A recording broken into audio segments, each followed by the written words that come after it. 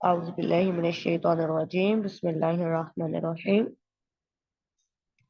رب اشرح لي صدري ويسر لي أمري واحلل عقدة من لساني يفقه قولي رب يسر ولا تعسر وتمم بالخير اللهم لا سهل إلا ما جعلته سهلا وأنت تجعل الحزن إذا شئت سهلا آمين. सबसे पहले आप सबके लिए भी ये बात बहुत अहम है कि आप जब भी किसी से पढ़ें या किसी से पढ़ाएं तो आपको कोई भी ऐसी बात पता चले जो इल्मी अमानत से जिसका ताल्लुक हो, उसको स्टूडेंट्स को ज़रूर बताएं. हमारी उस्तादा है शेखा सुमैया हाफिज़ा अल्लाह ताला. अक्सर औकात ऐसा होता है कि तहकीक जो है उसकी वजह से एक बात जो है ना वो उसको एक छोटी सी बहुत छोटी सी बात जो है उन्हें बतानी पड़ती है. और अगर हम तकरीबन 3.5 साल से उनसे पढ़े, अगर वो बात उन्हें 2 साल भी बाद भी पता चले ना, तो वो हमें कहती हैं कि फला फला सूरत की फला फला आयत निकाले जो फला फला डेट को हमने पढ़ी थी, और वहां पर जाके उसकी करेक्शन करा. और वो इस चीज में कोई भी आड़ नहीं समझती है कि उनसे कोई गलती हो जाए, बल्कि वो इस चीज को समझते हैं कि जो बंदा पढ़ाता है और जो बंदा काम करता है, ये बहुत ही आम बात है कि उससे कोई भी साहब हो जाए. और इल्मी इमारत ये है कि साहब की दुरुस्तगी कर ली जाए. अब हमने जो ये हदीस पढ़ी है, इन्नल्लाह का व यासीन, बहुत ही अच्छी लगी थी हमें. इसके बारे में तहकीक है कि कुछ लोगों के हाँ ये ज़यीफ है और कुछ के हाँ तो इसे मौजू का दर्जा दिया गया है. और हमारे पास जो है, मेरे पास जाती तौर पे जाती इस्तेमाल में भी जो एडिशन है इसका, वो ओल्ड एडिशन था. उसके अंदर ये लिखी है, इसलिए हमने इसको पढ़ा है बिल्कुल अमानत के तौर पे, क्योंकि किताब में लिखी थी.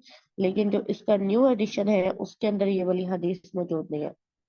मुमकिन है कि इसी बात की वजह से कि इसकी जो सनद है उसके ऊपर एतराज है, तो इसको स्किप कर दिया गया हो. तो आप भी चाहें तो इसे स्किप कर सकते हैं. ठीक है, बल्कि बेहतर है कि स्किप कर दें और उसके मुकाबिल पे वो अहदीस लें जो ज्यादा अच्छी सनद वाली है. चलो, उसके बाद हम आ जाते हैं अपने टॉपिक पर, जो कि है तदवीन. इल्म तजवीद की तदवीन.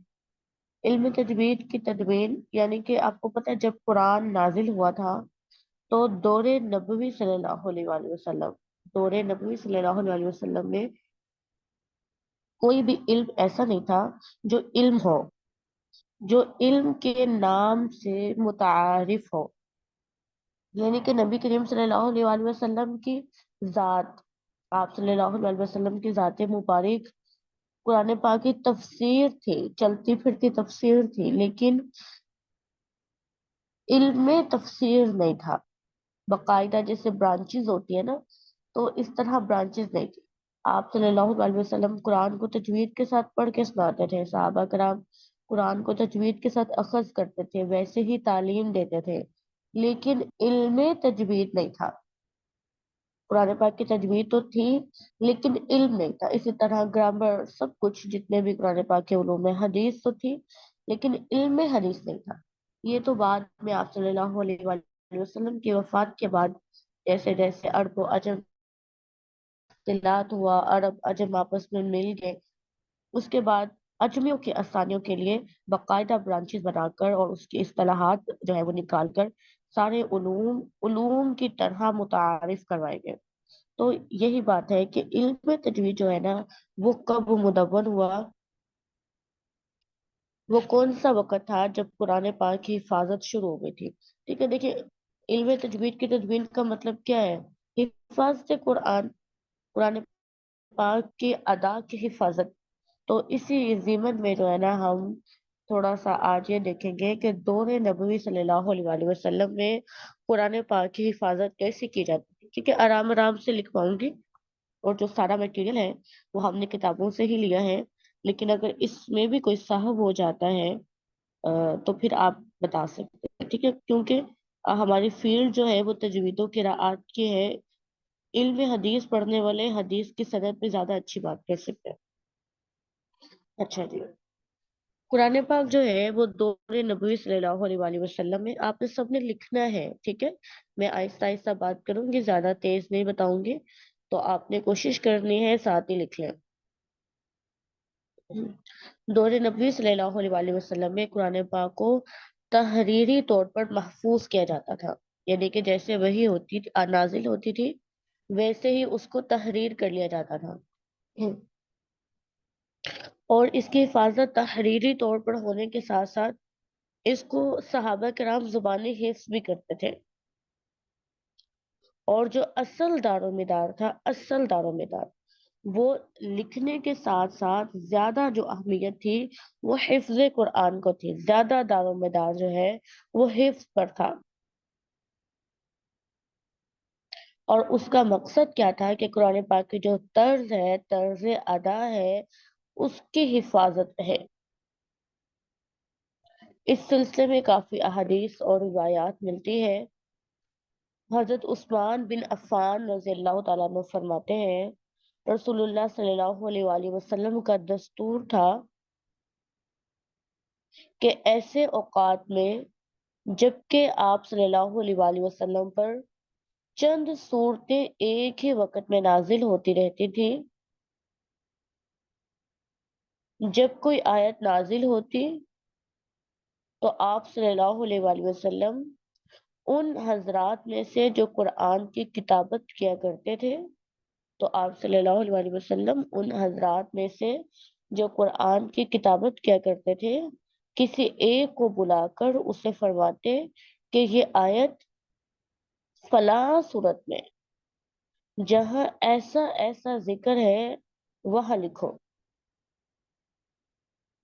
تو آپ ان حضرات میں سے جو قرآن کی کتابت کیا کرتے تھے، کسی ایک کو بلا کر اسے فرماتے کہ یہ آیت فلاں صورت میں جہاں ایسا ایسا ذکر ہے وہاں لکھو۔ یعنی کہ جیسے ہی وہی نازل ہوتی تو آپ صلی اللہ علیہ وسلم نے کاتبین وہی مقرر کیے ہوئے تھے۔ جیسے ہم کہتے ہیں نا، ہم اس بات کو اب لکھتے ہیں، کل لکھتے ہیں، پرسوں لکھتے ہیں، تو لکھتے لکھتے بات رہ ہی جاتی ہے۔ تو نبی کریم صلی اللہ علیہ وسلم کا معاملہ ایسا نہیں تھا، جیسے ہی وہی نازل ہوتی ہے آپ صلی اللہ علیہ وسلم کاتبین وہی کو بلاتے اور ساتھ اسے بتاتے، اس کو صرف وہی نہ لکھواتے، اس کو یہ بھی بتاتے یہ آیت کس صورت کے اندر رکھنی ہے۔ اور صورت میں بھی یہ ہے نا کہ شروع میں رکھنی ہے، درمیان میں، کبھی ایسا ہوتا آخری آیتیں آ گئی، کبھی شروع کے آ گئی، تو بتاتے کہ جہاں فلاں فلاں موضوع ہے نا اس کے ساتھ یہاں پہ رکھو اس آیت کو، یعنی کہ ترتیب بھی بتاتے ساتھ۔ اس طرح کتابت قرآن کے متعلق ایک صحیح بخاری کی حدیث ہے۔ حضرت برا بن عازب رضی اللہ تعالیٰ عنہ فرماتے ہیں کہ سورہ نساء آیت نمبر 95 لا یستوی القاعدون نازل ہوئی، تو آپ صلی اللہ علیہ وآلہ وسلم نے فرمایا حضرت زید رضی اللہ تعالیٰ عنہ کو میرے پاس بلا لاؤ۔ حضرت زید، پھر آپ کو پتہ نا کہ بعد میں جب قرآن پاک کو جمع کیا گیا تھا تو وہ حضرت زید رضی اللہ تعالیٰ عنہ کی نگرانی میں ہی جمع ہوا تھا۔ تو آپ نے فرمایا حضرت زید کو میرے پاس بلا لاؤ اور کہو کہ دوات اور لوح اور قط اور دوات ساتھ لائیں، ٹھیک ہے؟ دوات اور لوح، ایک حدیث میں آتا ہے دوات اور لوح، اور ایک حدیث میں آتا ہے قطف اور دوات، قطف ایسے لکھتے ہیں، ٹھیک ہے؟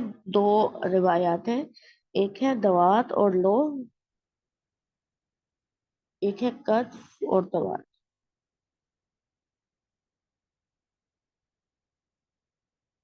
میرے پاس حضرت زید کو بلانا ہو اور کہو کہ دوات اور قطف یا دوات اور لوح ساتھ لائیں۔ جب حضرت زید رضی اللہ تعالیٰ عنہ آگے تو آپ نے فرمایا لا یستوی القاعدون، اور پھر پوری آیت پڑھی، اسے لکھو۔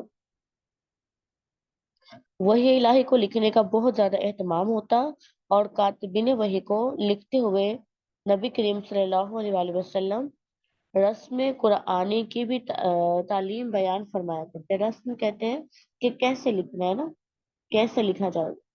آپ کو پتہ ہے کہ نبی کریم صلی اللہ علیہ وسلم کے بارے میں ہے کہ آپ صلی اللہ علیہ وسلم امی تھے نا، پڑھنا لکھنا نہیں جانتے تھے، لیکن وہی قرآن جب آتی آپ صلی اللہ علیہ وسلم اس کی کتابت کرواتے تو صحابہ کرام کو یہ بھی سکھاتے کہ رسم قرآنی کیسے لکھنا ہے۔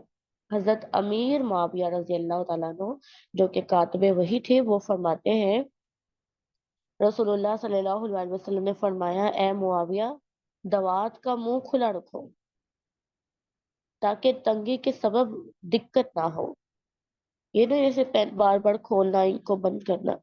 تو آپ نے فرمایا اے معاویہ دوات کا منہ کھلا رکھو تاکہ تنگی کے سبب دقت نہ ہو، اور قلم پر ترچھا کٹ لگاؤ۔ آپ نے دیکھا ہوگا نا، یہ تو جیسے وہ اس کا ہم کٹ والا پین بنا لیتے ہیں نا، تو آپ نے فرمایا قلم پر ترچھا کٹ لگاؤ اور بسم اللہ کی باب کو خوب بڑی لکھو، اور سین کے دندانوں کو بھی واضح کرو، اور میم کی آنکھ کو خراب نہ کرو، اور اللہ کو خوبصورت لکھو، اور رحمان کو یعنی اس کے نون کو دراز کرو، اور رحیم کو بھی عمدگی سے لکھو، تاکہ حق تعالی کے اسم گرامی اور ان کی صفات کی شان خوب ظاہر ہو، اور اپنے قلم کو اپنے بائیں کان پر رکھو، وہ تمہیں بھولی ہوئی چیز یاد کرا دے گا۔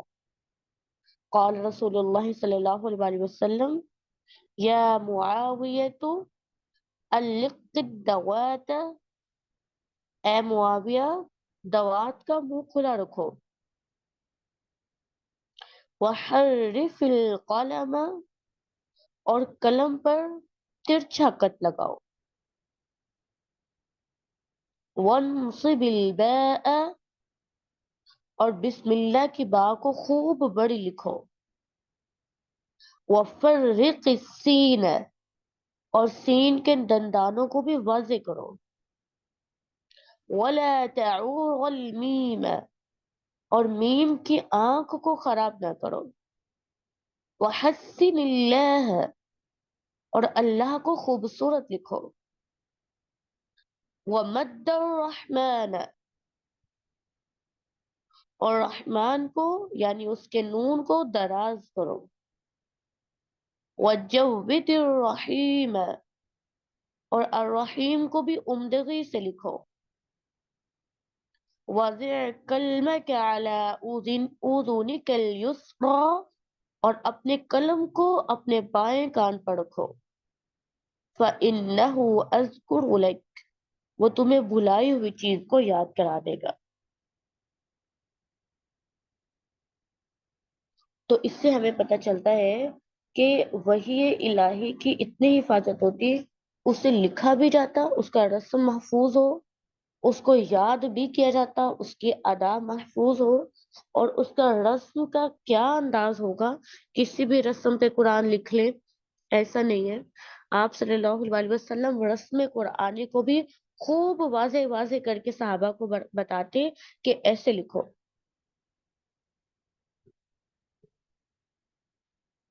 لیکن بات یہ ہے کہ نبی کریم صلی اللہ علیہ وسلم کی زندگی میں حالات کے مطابق، ضروریات کے مطابق، وقت کے مطابق، موقع محل کے مطابق قرآن پاک تھوڑا تھوڑا کر کے آتا تھا، تو کبھی کوئی آیت آ جاتی، کبھی کسی صورت کی آ جاتی، کبھی کسی موقع کی آ جاتی۔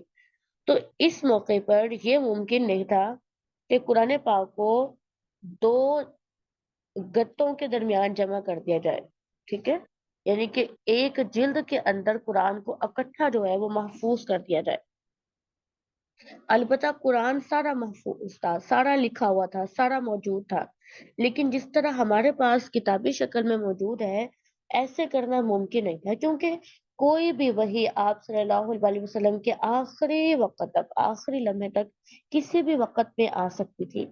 تو اس لیے قرآن پاک کو بالکل جیسے فائنل جو کہہ رہے شکل وہ دے دی جا سکتی تھی۔ نبی کریم صلی اللہ علیہ وسلم کے دور میں صحابہ کرام جو ہے وہ بہت بڑی جماعت ایسی تھی جو حفظ قرآن میں مشغول رہتی تھی۔ صحابہ کرام کو اتنا شوق تھا حفظ کرنے کا کہ انہوں نے اپنی باریاں مقرر کی ہوئی تھی کہ ایک دو دو لوگ مل جاتے، ایک شخص جو ہے وہ ایک دن کام کرتا اور دوسرا پڑھتا، اور پھر دوسرے دن دوسرا جو ہے وہ جا کے کام کاج کرتا اور پہلے والا پڑھتا۔ بخاری کی حدیث ہے، حضرت عمر فاروق رضی اللہ تعالیٰ عنہ فرماتے ہیں کہ میرے ایک انصاری صحابی ہمسایہ تھے، جن کے ساتھ میں نے یہ انتظام کر رکھا تھا کہ ہمیں سے باری باری ایک شخص نبی کریم صلی اللہ علیہ وسلم کی خدمت میں جاتا، اور آپ صلی اللہ علیہ وسلم جو بھی کہتے جو بھی بات کرتے وہ دیکھتا رہتا اور سنتا رہتا، اور پھر دوسرے کو آ کے جب ہم ملتے تو ایک دوسرے کو بتا دیتا۔ اسی کی ایک بہت بڑی جماعت جو ہر وقت مسجد نبوی میں موجود رہتی، جن میں اصحاب صفا کا بھی شمار ہوتا ہے۔ یہ وہ لوگ تھے جنہوں نے دنیا کو بالکل ترک کیا ہوا تھا، نہ کاروبار تھا، نہ گھر تھا، نہ ضروریات زندگی کو اہمیت تھی۔ سارا دن رات قرآن کی تعلیم، قرآن کا تعلم، ذکر میں مصروف رہتے، جب بھی کوئی آیت نازل ہوتی اس کو یاد کر لیتے۔ تو اس سے ہمیں یہ معلوم ہوتا ہے کہ دور نبوی، دیکھیں اگر کوئی بندہ یہ کہتا ہے کہ قرآن کب محفوظ ہوا، قرآن پاک کی تدوین کب ہوئی، علم تجوید کی تدوین کب ہوئی، تو اس میں جو پہلا دور ہے وہ ہے دور نبوی صلی اللہ علیہ وسلم۔ تو وہ دور نبوی صلی اللہ علیہ وسلم میں قرآن کی تدوین کیسے ہوئی؟ سب سے پہلے تو آپ صلی اللہ علیہ وسلم نے خود تدوین کروائی۔ جب بھی کوئی وحی نازل ہوتی تو آپ صلی اللہ علیہ وآلہ وسلم اسے خود لکھواتے، یہ نہیں کہتے کہ فلاں کو جا کے کہ تم لکھ لو، فلاں فلاں جگہ پہ رکھ دینا۔ کاتب کو اپنے پاس بلواتے اور اسے پوری رہنمائی دیتے ہوئے اچھے سے انسٹرکشن دے کر اسے وہی لکھواتے، اور وہی لکھوانے میں صرف الفاظ نہیں لکھواتے بلکہ رسم قرآن بھی بتاتے کہ جو آپ لکھ رہے ہیں اس کا رسم کیا ہوگا۔ پھر اس کے بعد صحابہ کرام قرآن پاک کو یاد کرتے۔ صحابہ کرام میں سے دو طرح کے صحابہ کرام تھے، ایک تو وہ تھے جو ساتھ کام کاج بھی کرتے اور ساتھ قرآن پاک کی تعلیم و تعلم میں بھی مشغول رہتے، اور ایک وہ اس طرح کے صحابہ کرام تھے جن کا دنیاوی امور سے کوئی واسطہ نہیں تھا، وہ سارا دن رات صبح و شام ہر وقت مسجد نبوی میں موجود رہتے اور قرآن پاک کو جو ہے وہ سیکھتے سکھاتے رہتے۔ یعنی کہ دور نبوی صلی اللہ علیہ وسلم میں قرآن پاک کی تدبیر کا پہلا مرحلہ اچھے طریقے سے مکمل ہو گیا تھا،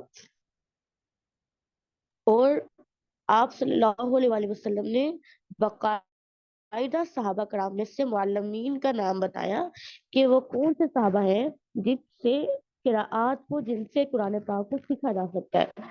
آپ صلی اللہ علیہ وسلم نے 4 صحابہ کے نام دیے۔ آپ نے فرمایا قرآن سیکھنا ہے تو ان سے سیکھو۔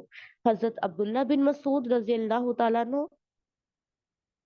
حضرت سالم مولا ابی حذیفہ، حضرت سالم مولا ابی حذیفہ رضی اللہ تعالیٰ عنہ، حضرت معاذ بن جبل رضی اللہ تعالیٰ عنہ، حضرت ابی بن کعب رضی اللہ تعالیٰ عنہ۔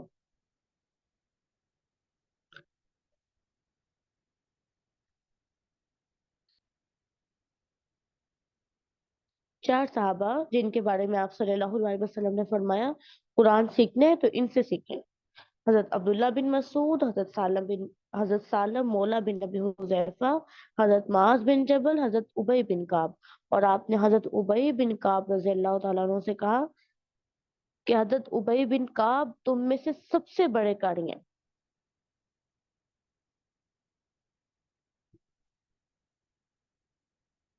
اس کے علاوہ بھی کچھ صحابہ تھے جنہیں نبی کریم صلی اللہ علیہ وسلم نے اس کام کے لیے منتخب کیا ہوا تھا کہ وہ لوگوں کو قرآن پڑھائیں، تو آپ صلی اللہ علیہ وسلم ان لوگوں سے خود خاص طور پر قرآن سنا کرتے، جن میں حضرت عبداللہ بن مسعود، حضرت ابی بن کعب، حضرت ابو موسیٰ اشعری، حضرت زید بن ثابت، حضرت عثمان بن عفان، حضرت عمر فاروق، حضرت علی بن ابی طالب، حضرت ابو الدرداء، حضرت معاذ بن جبل، حضرت سالم رضی اللہ تعالیٰ عنہ شامل ہیں۔ یعنی کہ تعلیم و تعلم کا باقاعدہ جو کام ہے وہ نبی کریم صلی اللہ علیہ وسلم کے زمانے میں بہت احسن انداز میں چل رہا تھا، اور بہت سے لوگ ایسے تھے، صحابہ بھی اور صحابیات بھی، جنہوں نے دور نبوی صلی اللہ علیہ وسلم میں قرآن پاک کو حفظ کر لیا تھا۔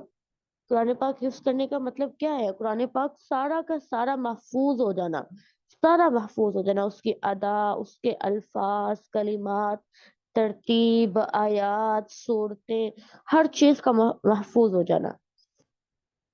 اور دور نبوی کے جو صحابہ اور صحابیات جو حفاظ تھیں، ان میں تو پہلے تو یہی 4 لوگ شامل ہیں، جن سے آپ صلی اللہ علیہ وسلم نے فرمایا کہ آپ نے قرآن سیکھنا ہے تو ان سے سیکھیں: حضرت ابی بن کعب، حضرت زید بن ثابت، عبداللہ بن مسعود، معاذ بن جبل، سالم مولا بن ابی حذیفہ، حضرت موسیٰ اشعری، انس بن مالک، حضرت ابوبکر صدیق، حضرت عمر فاروق، حضرت عثمان، حضرت علی، حضرت ابو الدرداء، حضرت ابو ہریرہ، عبادہ بن سامت، عبداللہ بن عباس، عبداللہ بن سائب، ابو سعید الخدری، عبداللہ بن عمرو بن العاص، عبداللہ بن زبیر، ایوب انصاری، معاویہ بن ابی سفیان، ابو زید انصاری، سعد بن وقاص، حضرت طلحہ رضی اللہ تعالیٰ عنہم، حضرت تمیم الداری، سعد بن عبید، مجمع بن جاریہ، فضالہ بن عبید، مسلمہ بن مخلد، عقبہ بن عامر، حضرت عائشہ رضی اللہ تعالیٰ عنہ، حضرت حفصہ رضی اللہ تعالیٰ عنہ، ام سلمہ رضی اللہ تعالیٰ عنہ، ام ورقہ رضی اللہ تعالیٰ عنہ۔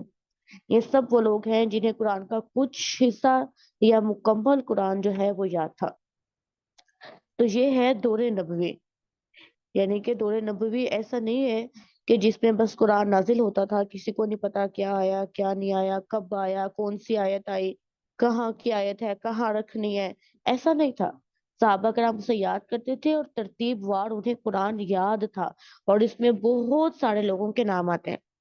تو دیکھتے ہیں، علم تجوید کی تدوین کہتے ہیں 2 طریقوں سے ہوئی۔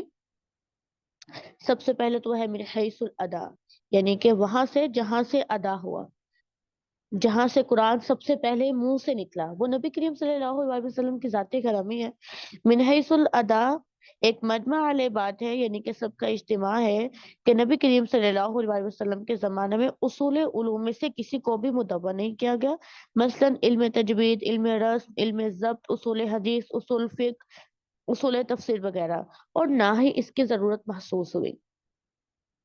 نبی کریم صلی اللہ علیہ وسلم خود موجود تھے نا، آپ صلی اللہ علیہ وسلم نے حضرت جبریل علیہ السلام سے جیسے سنا، اسی انداز سے صحابہ کرام کو تعلیم دی، کیونکہ صحابہ کرام رضوان اللہ علیہ مجمعین بالمشافہ، بالمشافہ کہتے ہیں آمنے سامنے بیٹھ کے آپ صلی اللہ علیہ وسلم کے منہ سے قرآن سن کے لیتے تھے۔ آپ کا وجود اقدس ان کے لیے کافی تھا، یعنی کہ صحابہ کرام کو یہ ضرورت ہی نہیں تھی کہ انہیں بتائے کوئی کہ حروف مدہ ایسے ہوتے ہیں، غنہ ایسے ہوتا ہے، قلقلہ ایسے ہوتا ہے۔ وہ نبی کریم صلی اللہ علیہ وسلم کی ادا کے پاس بیٹھتے تھے، اور کمال ادا جو ہے وہ نبی کریم صلی اللہ علیہ وسلم کی ہی تھی۔ اس کے علاوہ تو دنیا میں کسی کی کمال ادا نہیں ہو سکتی ہے۔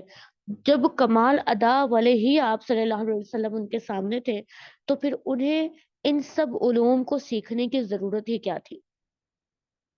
ہر چیز سیکھنے کے لیے نبی کریم صلی اللہ علیہ وسلم کی ذات گرامی موجود تھی۔ اس لیے اصول جو ہے، تمام اصول علوم ہیں، ان کو مدون کرنے کی ضرورت محسوس نہ کی گئی۔ لیکن جب نبی کریم صلی اللہ علیہ وسلم کی وفات کے بعد اسلام عرب کی حدود سے نکل کر عجم میں داخل ہو گیا، تو پھر اس وقت ضرورت محسوس کی گئی کہ تمام علوم کو مدون کیا جائے، اور ان علوم میں سے ہی علم تجوید بھی ایک علم ہے۔ تو آج ہم نے کیا پڑھا ہے؟ علم تجوید کی تدوین دور نبوی صلی اللہ علیہ وسلم میں، یا آپ اس کو نام دے سکتے ہیں من حیث الادا، جہاں سے قرآن ادا ہو رہا تھا اس وقت وہاں پر قرآن پاک کی جو تجوید ہے اس کی حفاظت کیسے کی جا رہی تھی، اس کو سیکھنے سکھانے کے مراحل کیسے چل رہے تھے۔ تو آج کے سبق میں ہم نے یہ دیکھا ہے، انشاءاللہ کل ہم دیکھیں گے من حیث القواعد، وہ کون سا وقت تھا، وہ کون سا دور تھا، وہ کون سے لوگ تھے جنہوں نے پھر تجوید کے قواعد کو مرتب کیا، ایسی کون سی ضروریات پیش آئیں انشاءاللہ. یہیں پر ہمارا سبق ختم ہوتا ہے. سبحانک اللہم و بحمدک نشہد ان لا الہ الا انت نستغفرک و نتوب الیک. السلام علیکم ورحمۃ اللہ وبرکاتہ.